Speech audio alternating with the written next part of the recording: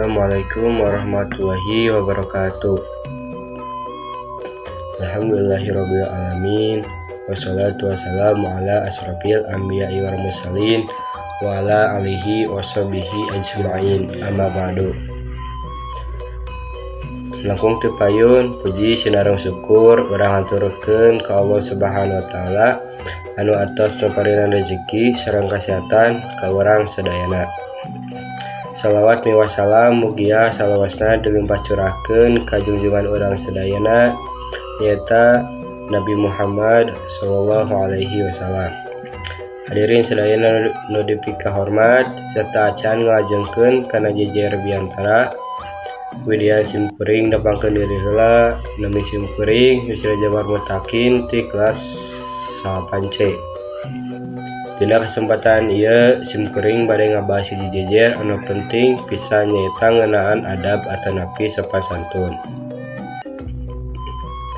Adab teh mangrupikeun pondasi utama dina ngawangun karakter hiji jalma.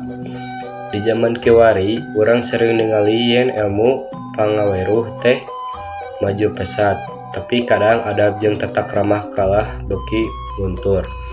Padahal numutkeun ajaran agama sareng budaya Sunda, adab teh leuwih utama tibatan ilmu. Para ulama sering nyebatkeun adab samemeh ilmu. Aya sababaraha poin penting ngeunaan adab anu kedah ku urang diamalkeun.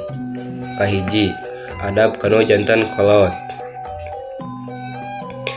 Ieu mangrupikeun kewajiban utama urang kedah hormat tumuh sareng ngajaga perasaan indung bapa urang.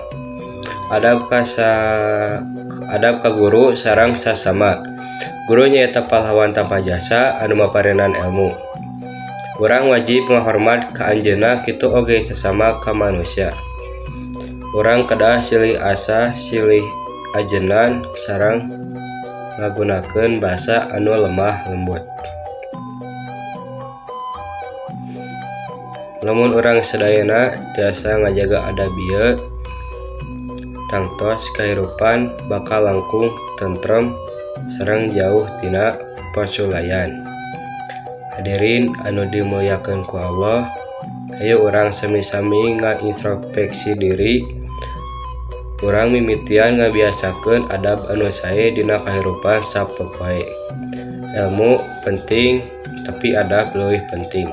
Mun sakitu biantara ti simkuring, hapunten bilih aya kakirangan atanapi kalepatan carios. Wassalamualaikum warahmatullahi wabarakatuh.